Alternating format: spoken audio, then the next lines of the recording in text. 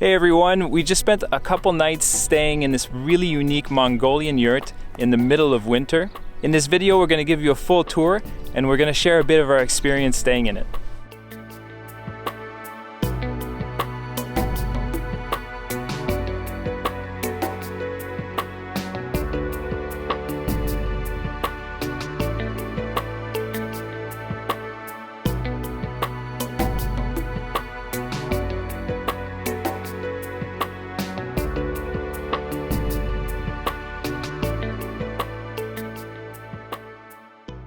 So this is a traditional Mongolian yurt structure. It's made with all natural materials, which we love. So it's got a wooden lattice wall, it has wooden oons, which are the roof rafters, and a wooden dome. And then it's got a few different cloth liners. So there's cotton lining the inside, then there's a wool felt insulation, and then a cotton canvas exterior. And then there's handmade horsehair ropes that tie the whole structure together. A couple things that make this yurt a little bit less traditional is that it's not painted in the typical really bright colors that a Mongolian yurt usually would be, and it also has this huge wall of windows. So a traditional Mongolian yurt would only have the dome to let light in, and there might be a little window in the door. This one they've replaced an entire wall of the yurt with windows, which is actually pretty beautiful. It lets in a lot of light, and even at night when it's dark you can still see what's going on outside, which is really nice. We had some videos to film in the area and we knew this yurt was here, so we decided to rent it for a couple of nights while we're away from home. It's at the Groovy Yurts farm in Alexandria, Ontario, and we've actually been here before. So this summer we were at the farm to help them film a how-to video on how to set up a yurt. So we got to see this yurt be built from the ground up. But when we left, it was completely empty. It was just the shell of the building. So when we got here a couple days ago, it was really neat to see what they'd done with it. So they've put all of this nice rustic furniture in, a nice fireplace, the windows are in, so it makes it a really cozy space to sleep and hang out in the winter.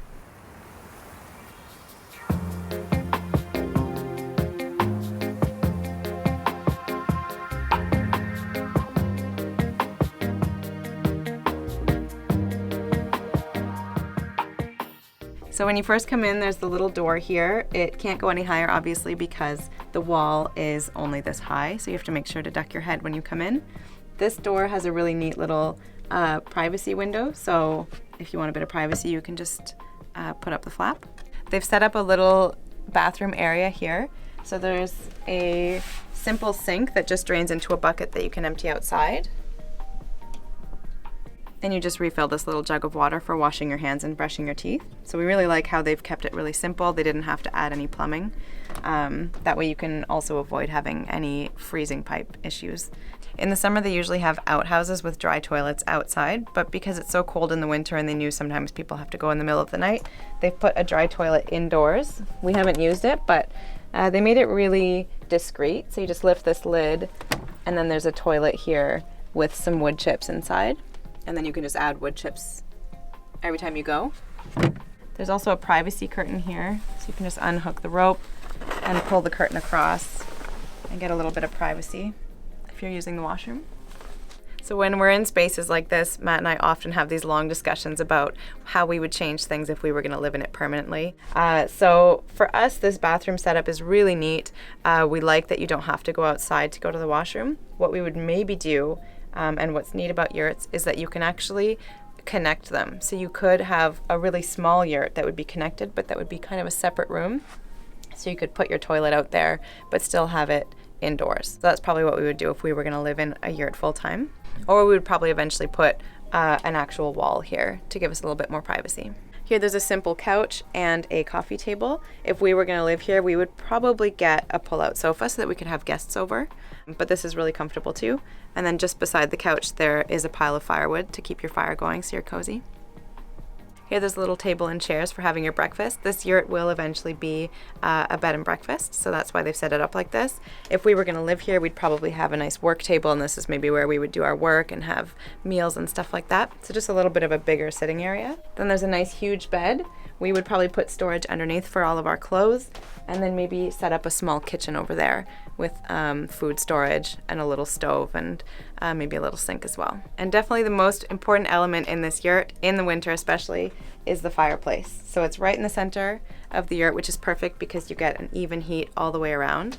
It's right above the dome, so it makes it easy to have a chimney going right out the top. So the dome is a really important part of the yurt structure. The dome is also called the tonneau. So all of the roof rafters are connecting into it. It's also got a few other functions. So like I just mentioned, the stovepipe is going out to vent the wood stove. But then you'll also see it's got 8 different panels. So the front 4 are usually clear, so that's where you'll get your light from, but they're covered, so they're rainproof.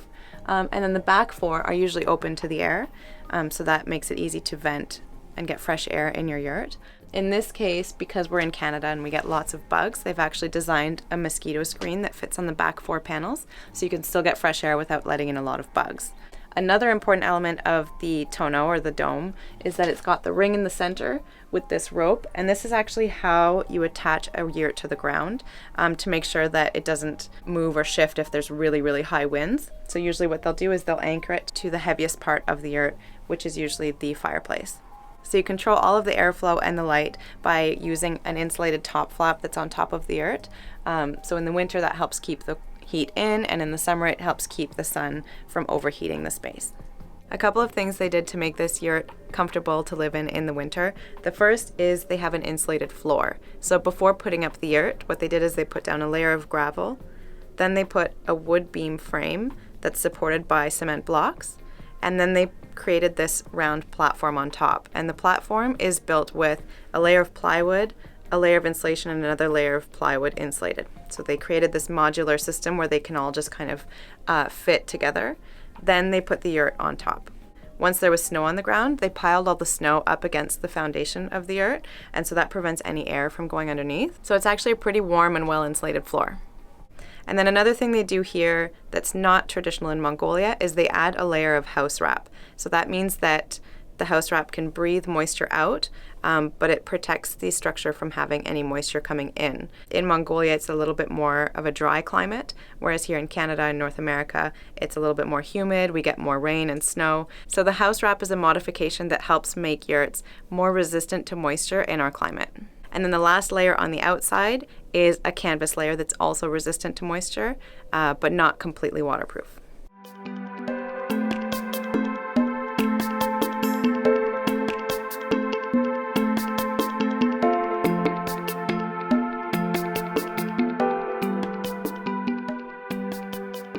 So for those of you who know us or who have been following us for a little while, you know that we typically live in a van in the summer and then we'll house sit or travel in the winter. And so we've been doing that for quite a few years, but we often do talk about if and when we do want to settle down, what kind of alternative housing situation we want to be in. And yurts are one of our top choices for now. A few of the reasons why we love yurts is that they're affordable. So they're more affordable even than our camper van, than a tiny house and stuff like that. They're also really portable, so you can pack them up in a day. You can move them either in the back of a pickup or in a small trailer and then set them up the next day. So they're really versatile and portable. And we like that they're made with natural materials too. And when you say portable, I mean, it is still, when you pack it up, it's a big chunk of material. Yeah. But yeah, it still fits in a pickup truck or a small trailer, which is pretty nice. Another thing that we love about yurts is their round shape and how they kind of force you to live a really simple life. There's no closets, so everything is out in the open. You just have to be really aware of what you're bringing into the space.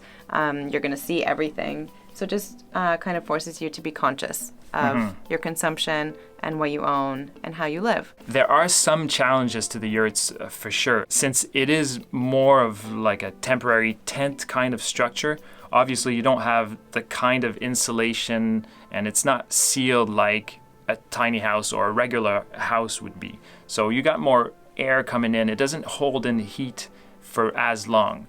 So definitely in the winter, especially in a really cold climate like here in Canada, it's going to be a little bit tougher to heat consistently.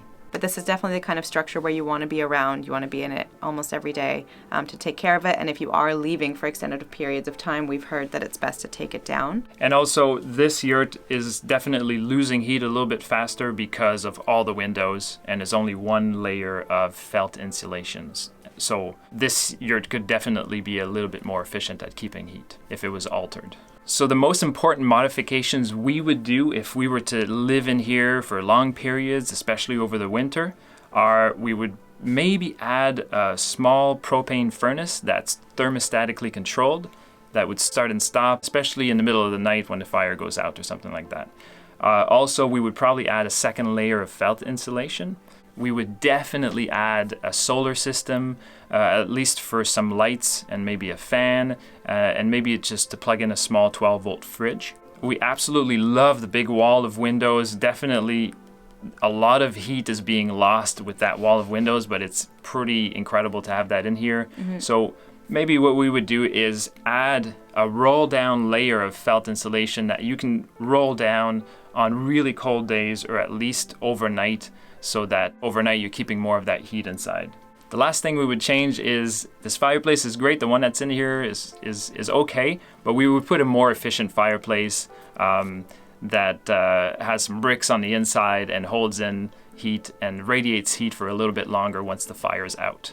Being able to stay in different places like this for us is very revealing. We kind of find out if we like or don't like something, the challenges and benefits. And it's always something that we strongly recommend for anyone thinking of doing something like this. Find something in your area that you can rent, stay in for a couple days. Sometimes you can find out really quickly if you like it or not.